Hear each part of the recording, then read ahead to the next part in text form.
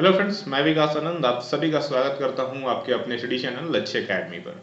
आज हम लोग डिस्कस करने वाले हैं एच टेट पीजीटी कॉमर्स में जो प्रीवियस ईयर में जो पेपर आए हैं उनको डिस्कस करने वाला हूं। और पहला जो क्लास होगा वो 2016 का जो प्रीवियस ईयर में आ चुका है उसको डिस्कस करूंगा। 150 क्वेश्चंस होते हैं। मैं सीक्वेंस वाइज सारे क्लासेस लूंगा। 2016, 2017, 18, 19, 20 सभी को मैं डिस्कस करूंगा। खासकर 2016 और 2020 तो मोस्ट इंपॉर्टेंट है 21, 22 के लिए। तो ये मैं कंप्लीटली लूंगा। सीडीपी की क्लास भी चल रही है आप लोगों की, वो भी कंटिन्यूसली गोइंग ऑन रहेगी। साथ ही साथ में पीजीटी भी अब आप लोग का स्टार्ट हो रहा है कॉमर्स को लेकर के। फर्स्ट क्लास है, सभी लोग फटाफट प्रिपेयर हो जाओ। 1 से लेकर के 10 तक नंबर दे दो। प्रीवियस ईयर का क्वेश्चन क्यों करना चाहिए, ये सबसे इंपॉर्टेंट पार्ट है। इससे आपको पता चलता है कि एग्जाम किस लेवल पर होते हैं और आपकी प्रिपरेशन आपको किस लेवल पर करनी है। कैसे क्वेश्चंस देखने को मिलते हैं, कौन टीचर्स क्या बोलते हैं, इसको इग्नोर करो, खुद से एनालिसिस करना सीखो और खुद से चीज़ों को इम्प्रूव करो। ये काफ़ी इंपॉर्टेंट पार्ट है। ठीक है, चलिए शुरू करते हैं क्लास को। और उससे पहले जिन्होंने हमारी लक्ष्य एकेडमी ऐप या फिर हमारे टेलीग्राम को ज्वाइन नहीं किया है, डिस्क्रिप्शन में ऐप का लिंक है, जरूर ज्वाइन करेंगे। साथ ही साथ मैं पहले भी बोल चुका हूं, अगर जॉब लेना है तो सिस्टमेटिक वे में स्टडी करना कंपलसरी है। तो एच टेट की जो लेवल 3 है उसके लिए पीजीटी कोर्स जो हमारी है वो लॉन्च हो चुकी है। स्पेशली पीजीटी कोर्स है, इसमें कंप्लीट रिकॉर्डेड लेक्चर्स है 200 से ज़्यादा, ताकि टाइम की कोई फाउंडेशन नहीं हो, जब इच्छा तब स्टडी करो। 170 से ज़्यादा एमसीक्यू प्रैक्टिस टेस्ट है और 3000 से ज़्यादा एमसीक्यू टेस्ट भी दिए गए हैं। और live revision plus doubt clearing session plus MCQ classes इसमें होने वाली है, जो कि अब स्टार्ट होने वाला है 2-4 दिनों के अंदर में। तो जिन्होंने अभी तक इनरोलमेंट नहीं लिया है, डिस्क्रिप्शन में ऐप का लिंक है, जरूर इनरोलमेंट लेना है। ठीक है, मैं पहले ही बोल चुका हूं, बिना सिस्टमेटिक वे में पढ़े हुए भैया काम नहीं होने वाला है। चलिए शुरू करते हैं क्लास को। सभी लोग रेडी हैं तो पहला क्वेश्चन ये रहा, कमीशन रिसीव्ड इज। देखो 2016 का आया हुआ, मैं इसीलिए साइड में ईयर भी मेंशन कर दे रहा हूं, ठीक है ना। 2016 में बोला गया है कि कमीशन जो रिसीव है वो किस तरह का अकाउंट है, आपको ये बताना है। ये रियल है, नॉमिनल है, पर्सनल है या लायबिलिटी है। देखो कमीशन रिसीव की बात किया जाए तो ये एक नॉमिनल अकाउंट है। रियल, देखो मैं पहले बोल रियल, नॉमिनल और पर्सनल, इसको याद रखना होगा। नॉमिनल में कोई भी इनकम और कोई भी एक्सपेंसेस को लाया जाता है। तो कमीशन रिसीव क्या है, हमारे लिए एक इनकम का सोर्स है, इसीलिए क्या होगा, ये नॉमिनल अकाउंट कहलाएगा। ठीक है, चलिए अगले क्वेश्चन पर आते हैं। अगला क्वेश्चन है कि master budget is. Master budget क्या होता है, आपको ये बताना है। सबसे पहले बजट की बात करता हूं। बजट किसी भी काम को लेकर के जो पहले से आप बजट तैयार करते हो, बजट मतलब टारगेट एक सेटअप करो कि हाँ मेरे पॉकेट में 100 रुपए है, इस 100 रुपए में से मुझे क्या क्या चीजें करनी है, ये एक तरह का बजट हो गया। ठीक है, तो मास्टर बजट क्या होता है कि बिजनेस में बहुत सारे बजट होते हैं। कैश बजट क्या होगा, सेल्स का बजट क्या होगा, प्रोडक्शन बजट क्या होगा, प्रमोशन बजट क्या होगा, सेल्स बजट क्या होगा, एडवर्टीजमेंट बजट क्या होगा, मार्केटिंग बजट क्या होगा। ठीक है, तो ये सभी बजट्स हो गए। इन सभी बजट्स को जब आप मिला करके कोई एक बजट के बारे में सोचते हो, दिस इज मास्टर बजट। ये क्या कहलाता है, मास्टर बजट।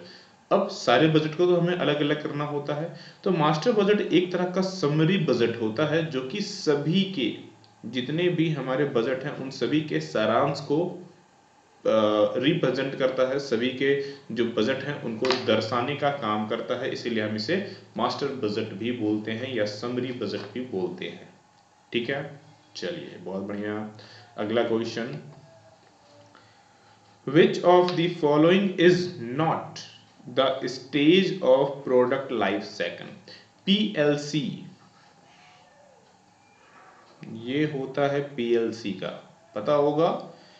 PLC में 4 स्टेज होते हैं, इंट्रोडक्शन, ग्रोथ, ठीक है ना, फिर हमारा एक होता है बैलेंसिंग करना, स्टेज में मेंटेन रखना, और एक होता है डिक्लाइन। मतलब चीजों को समझने की कोशिश करो।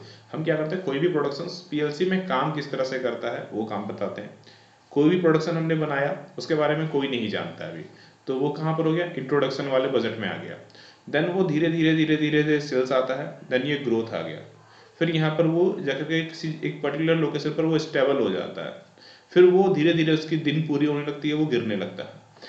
Market segmentation, market segmentation basically ये कोई प्रोडक्शन, ये पीएलसी का पार्ट नहीं है, बेसिकली ये एक हमारा मार्केटिंग का सेगमेंट है।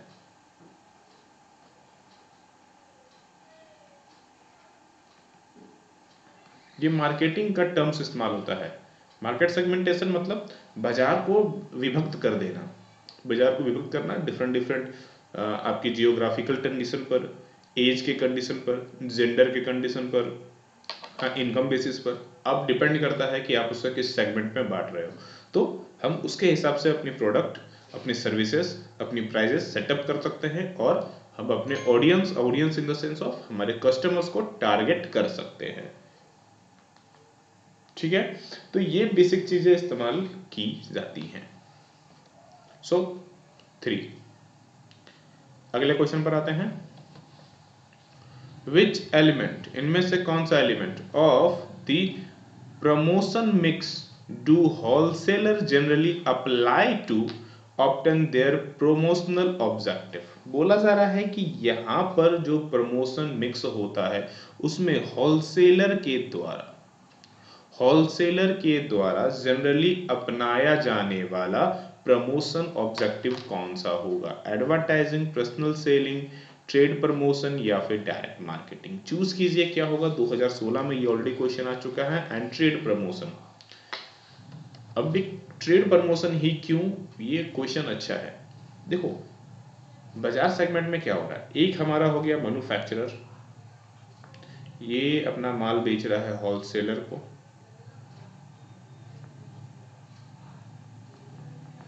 होलसेलर से आया रिटेलर के पास, रिटेलर से आया कस्टमर के पास। ठीक है, अब इसके लिए कस्टमर कौन है? इसके लिए ये कस्टमर है, ये फोकस किसको करेगा? इसको करेगा। तो ये किस पे प्रमोशन करेगा? Trade promotion. बेचना कैसे है, ट्रेड प्रमोशन कैसे करना, मतलब हमें व्यापार कैसे बढ़ाना है, लोगों को बेचना कैसे है, ये प्रमोशन करेगा। कस्टमर्स को कैसे हमें एक्वायर करना है, न्यू न्यू कस्टमर्स कैसे लाएंगे, लेकिन ये प्रमोशन करेगा ये जो ट्रेडर्स हैं, जो व्यापारी हैं, उनको कैसे एक्वायर करना है। तो ये उनके लिए इंपॉर्टेंट है, दैट्स वाई ये ट्रेड प्रमोशन का इस्तेमाल करते हैं। ठीक है, अगले क्वेश्चन पर आते हैं। गेट GATT को WTO में परिवर्तित किया गया। देखो ये है तो हमारा इंटरनेशनल बिजनेस का क्वेश्चन आईबी का, बट एक सिंपल सी बताऊं, आईबी के क्वेश्चंस रेयर देखने को मिलते हैं, तो इनके आईबी पढ़ने के पीछे मत बैठ जाना।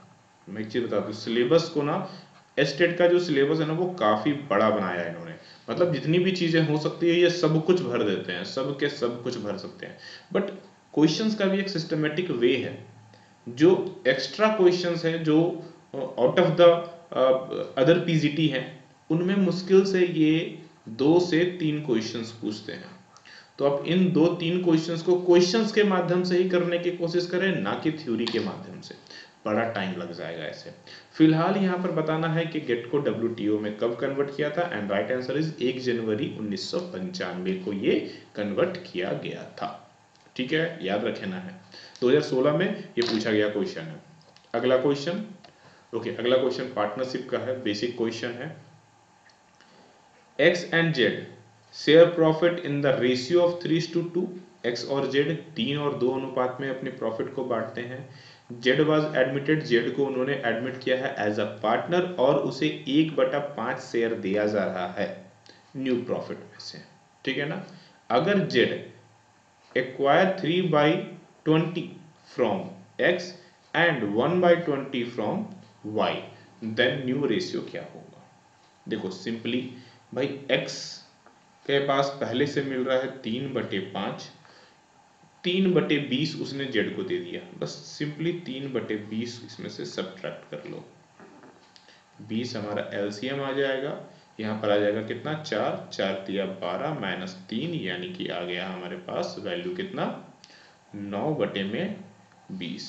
देन y के लिए आ जाते हैं हम लोग, 2/5 पहले से मिलता है इसको, 1/20 इसने क्या किया है, जेड को दे दिया है भाई, 20 हम एलसीएम ले लेते हैं, 4 दूनी 8 और माइनस 1, यानी कितना आ जाएगा, 7/20। अगर मैं जेड की बात करूं तो जेड को मिलता है 1/5। चूंकि रेशियो का नियम है कि बेस सेम होना चाहिए, तो बेस सेम के लिए मैं क्या करता हूं, 2 ऊपर नीचे 4 से गुना कर देता हूं, तो नीचे क्या हो गया, 20 20 20, सभी में 20 मिल गया, तो 9 4 और 7 रेशियो मिल गया। क्लियर है, एकदम सिंपली टर्म में सॉल्व होने वाला टर्म्स है 9 7 4। देखो ऐसे क्वेश्चंस हमेशा एग्जाम में देखने को मिले हैं और ये बड़े अच्छे हैं भैया, नंबर देने के लिए मामले में बड़े आराम से नंबर दे देते हैं आपको, तो पूरी मेहनत कर लिया करो। अगला, ISI is the quality certificate marks used in case of। आपके घर में, चलो घर पे छोड़ो इतना, घर में आपके घर पे बहुत सारी चीज़ें होंगी ना, लाइक आपके घर पे वॉशिंग मशीन होगा, लाइक फ्रीज होगा, मिक्सी ग्राइंडर होंगी, मोबाइल फ़ोन होगा, बहुत सारी चीज़ें हैं। ये सब क्या है, इलेक्ट्रॉनिक आइटम है। लड़के हैं तो मे बी ट्रिमर भी होगा, ठीक है, तो डिपेंड करते हैं। तो बहुत सारी चीज़ें आप इस्तेमाल कर सकते हैं। गर्ल्स हैं तो ब्लोवर होगा अपने बाल सुखाने के लिए, तो बहुत सारी चीज़ें हो सकती हैं। अब उन सभी में जा करके चेक करना ISI सर्टिफिकेट बना हुआ है क्या, 100% बना हुआ होगा। ये इलेक्ट्रॉनिक इक्विपमेंट के लिए है, अगर ये ब्रांडेड है देन ISI सर्टिफिकेट मैंडेटरी है, और ये इलेक्ट्रॉनिक इक्विपमेंट जितनी भी होंगी उसमें लगाया जाता है। गोल्ड के लिए भी लगती है, ब्यूटी प्रोडक्ट के लिए लगता है, फूड के लिए भी लगता है, ऑटोमोबाइल्स के लिए लगता है। कमेंट करके बताना है कि इन सब में क्या क्या लगता है, इन सब में क्या क्या ISI मार्क लगता है, मतलब कौन सी सर्टिफिकेट जारी होती है इन सब में। ब्यूटी प्रोडक्ट्स में भाई गर्ल्स आप लोग यूज़ करती हैं, तो मैं उम्मीद करता हूँ कि मैं आप लोगों से एक कमेंट की ऑप्शन रखता हूँ कि आप लोगों को एटलीस्ट कमेंट करके बताना है कि ब्यूटी प्रोडक्ट्स में कौन सा सर्टिफिकेट जारी किया जाता है, प्रोडक्ट अच्छा है इसके रिगार्डिंग में, ठीक है ना। और बॉयज़ के लिए ऑटोमोबाइल्स में छोड़ देता हूँ, बॉयज़ और एटलीस्ट ऑटोमोबाइल में जरूर करेंगे। फूड्स मन किया तो करो, जो फूडीज हैं वो कर देना, जो नहीं है मत करना, ठीक है। चलो अगला क्वेश्चन पर आते हैं। Which of the following is not a part of planning process. इनमें से प्लानिंग प्रोसेस का कौन सा हिस्सा नहीं है। देखो मैं पहले ही बोल चुका हूं, नहीं वाले क्वेश्चंस को अक्सर फोकस में रखो। जब मैं 2016 वाला CDP का क्वेश्चन आप लोगों को ले रहा था, अगर आप लोगों ने वो क्लास नहीं देखा है तो जरूर देख लेना। तो आप लोगों ने देखा होगा कि 30 क्वेश्चन में तो भैया 10 क्वेश्चन सिर्फ और सिर्फ नॉट वाले क्वेश्चन से थे, या नेगेटिव सेंस वाले थे। नॉट नहीं, ये सब नेगेटिव सेंस वाले क्वेश्चन बहुत पूछे जाते। जब 2016 में इतना था, 2020 में भी लगभग उतना ही थे, 21 में भी भाई उसी कुछ आसपास होगा, कम नहीं होता। और ये आपको अच्छे नंबर और बुरे नंबर दोनों के लिए होते हैं।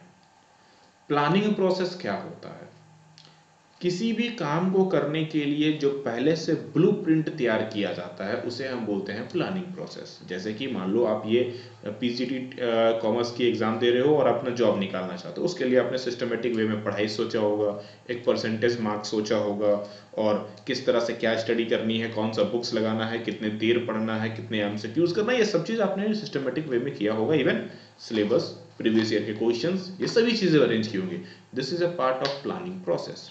यानी कि हम ऑब्जेक्टिव के बारे में सेटिंग्स करते हैं, अपने प्लान को किस तरह से लागू करना है, इंप्लीमेंट किस तरह से करना है वो करते हैं, और उस पर फॉलो अप भी करते हैं। मेजरमेंट ऑफ एक्चुअल परफॉर्मेंस नहीं, ये प्लानिंग का पार्ट नहीं है, ये इवैल्यूएशन का पार्ट है एंड कंट्रोलिंग का पार्ट है। या तो आप इवैल्यूएट कर रहे हो या तो आप कंट्रोल कर रहे हो, दोनों में से कोई एक काम करोगे तब जाकर आप मेजरमेंट करोगे ना, ठीक है। कि हमने रखा था टारगेट भाई मुझे 80% नंबर चाहिए और आ रहे हैं यार 50%, 30 नंबर परसेंट की गैपिंग हो गई, मुझे क्या गलती किया वो चेक करना, मतलब कंट्रोल करना एंड इवैल्यूएट करना, ये मेजरमेंट का हिस्सा है ना कि प्लानिंग का हिस्सा है। क्लियर है। चलिए अगले क्वेश्चन पर आते हैं। कंसिडर द फॉलोइंग आइटम्स, क्या क्या बोला गया है भाई यहां पर से, विच दे आर करंट लायबिलिटी, बताना है इनमें से कौन सा करंट लायबिलिटी है। डिवेंचर लॉन्ग टर्म होता है, प्रीपेड रेंट, प्रीपेड रेंट कोई लायबिलिटी है नहीं, ये करंट एसेट जरूर है, ठीक है, ये लॉन्ग टर्म लायबिलिटी है, मैं LL लिख देता हूं। इंटरेस्ट अक्रूड, इंटरेस्ट अक्रूड है भाई, ये भी अक्रूड है तो ये भी हो नहीं सकता है, ये भी हमारा करंट एसेट का हिस्सा हो जाएगा। बैंक ओवरड्राफ्ट, हाँ ये करंट लायबिलिटी जरूर है। क्लियर है, सिर्फ और सिर्फ इकलौता यही है हमारे पास। 2 आखिरी क्वेश्चन, आज की सीरीज का ERG। ERG बहुत अच्छी है, एग्जिस्टेंस, रिटेंडेंस एंड ग्रोथ। ये सभी में रियल लाइफ में भी ये एप्लीकेबल होना चाहिए।